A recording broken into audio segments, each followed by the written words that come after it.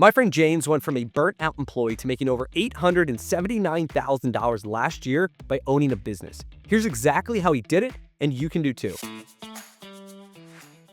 James had been in medical device sales for over 7 years. He had a great job by all accounts. He was making like $200,000 a year, but he wasn't happy. He was constantly traveling, he had the stress of hitting his quotas every month, and he knew that he could do a lot more. So in 2020, he started to go down the rabbit hole of buying an existing small business to not only replace his income, but give him an opportunity to earn so much more.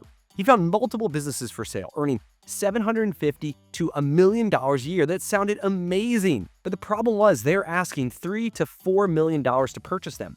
With today's rates, that would put his monthly payment at $40,000 a month. And it's all good if the business has stable cash flow, but what if you lose some major customers? What if key employees quit? What if the business is way harder than you expect it to be?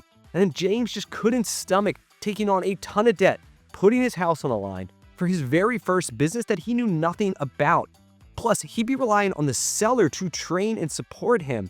And while he may agree to all that stuff, after a few weeks, he's gonna be on the beach somewhere, drinking margaritas, ignoring the calls while the place is burning down. And so then he thought, well, maybe I could start my own business from scratch.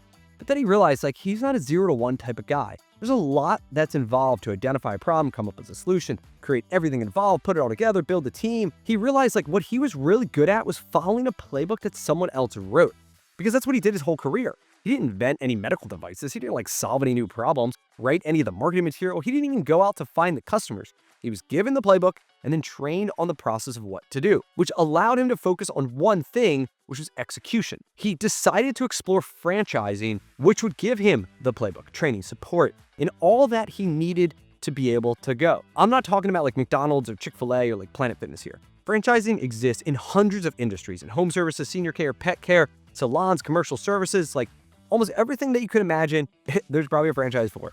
And he realized that he could get into a high-quality franchise for 1/10 of what that acquisition loan would be, $300,000, $400,000, which would put his monthly payment at a much more manageable $4,000 a month. In the SBA, you only need to put about 20 to 30% down, so he could get into a new business for $80,000 to $100,000. Understand that business is starting from zero. There's definitely a lot more risk involved, but you also have way less debt and have the ability still to build a massive business. So there's pros and cons to each one of them. But for him, it was worth it because he knew that he could build the business. He knew he could sell. But with thousands of franchising, it's easy to get overwhelmed by all the options. How do you know which ones are good, which ones are shit, which ones would fit him? He came up with this checklist of the perfect business model for him. And he wanted something that was sales driven because that's in his wheelhouse. It's what he does every day. He wanted something with existing demand. He didn't want to have to explain or educate people on what the hell he was selling. He wanted something that was timeless, so it had been around forever and will continue to exist for the dawn of time. And he wanted something in an unprofessional industry because he thought it'd be way easier to stand out if he goes there, wears a shirt, polo shirt, has an iPad, is professional. They show up on time, they do the same things they say they're going to do. In service-based businesses, many of them aren't professional. And so this is actually one of those areas that franchises can really kill it. It's the same thing when you go to buy a house, right?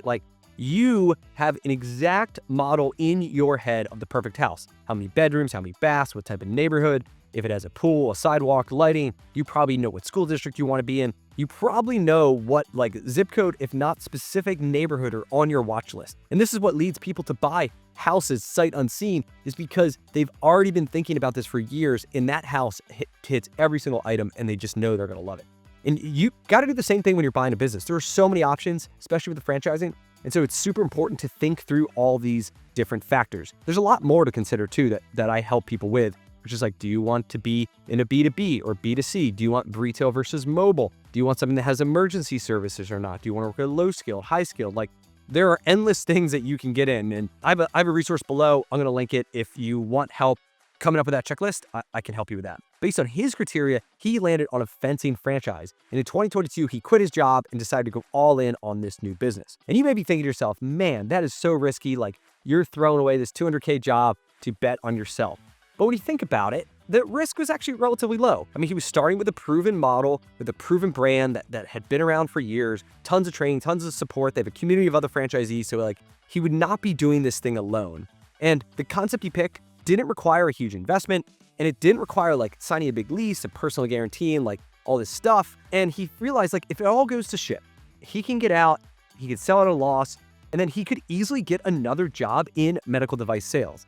It's what he did his whole career. He had lots of connections. He was very good at it. He could easily call up some friends and get another job doing exactly what he's doing today. The way he thought about it was his downside is in a couple years, he returns to the exact same job and income level that he is today, right? Minus some financial losses if he had to sell the business at a loss. But the upside is unlimited income, unlimited freedom, the self-worth that you gain by pushing yourself to this new level and having this challenge that you overcome. It becomes this asymmetric risk. I think that's what they call it, where the upside is like way bigger than the downside for the right type of people. Now, entrepreneurship isn't for everyone, but for some people, it is the only way that they're going to truly be happy. He said, screw it, I'm in, I want to give this thing a shot.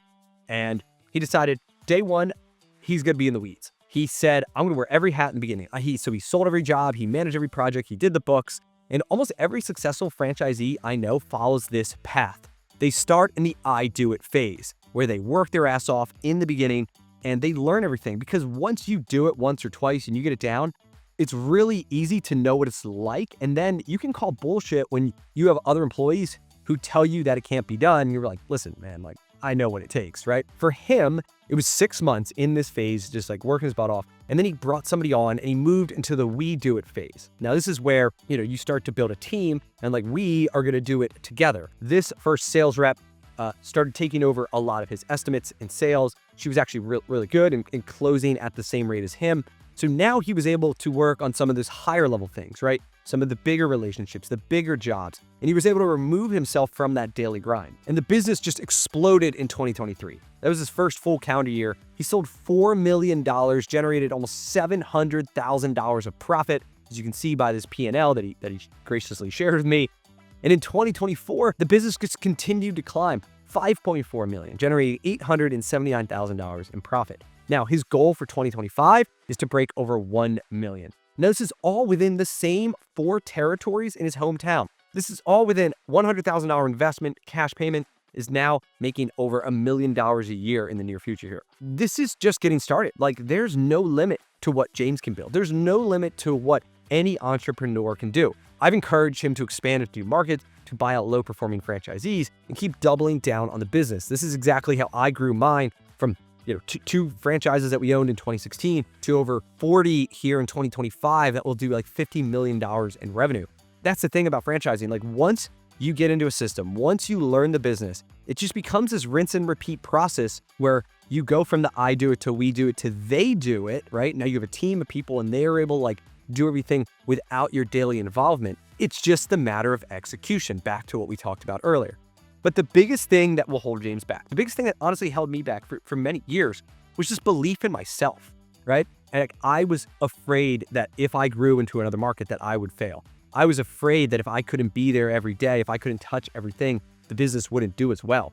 And for many, many years, that kept me small.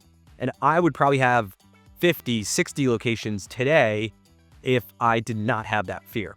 But once you kind of get over that and you realize, wait, if other people do it, I can do it. And that like none of it's rocket science. It's just a matter of getting comfortable. There's no limit to what you can do. And so then he can get in there and he can build relationships with other franchisees, because at the end of the day, those franchisees want to sell to other franchisees. You know how hard it was for him to try to buy those independent businesses because there's like a lot of competition and the prices are high and all this stuff. But in a franchise business, it's kind of the opposite, where the prices are relatively low in comparison. Franchisees really want to sell to other franchisees, so there's like a limited buying pool, which allows you to build relationships, get seller financing, tons and tons of great opportunities. There's synergies that get created where you're able to buy other people and eventually just build your internal company. You may think of that negatively and say, well, if I want to sell one day, I won't have as many options. And yeah, maybe that's true, but like I'm in this business for cash flow. I'm in this business to make $1 million a year or more. I don't really care about what the equity multiple at the end of the day is, right? I'm not in it for a payday in the future. I'm in it for business,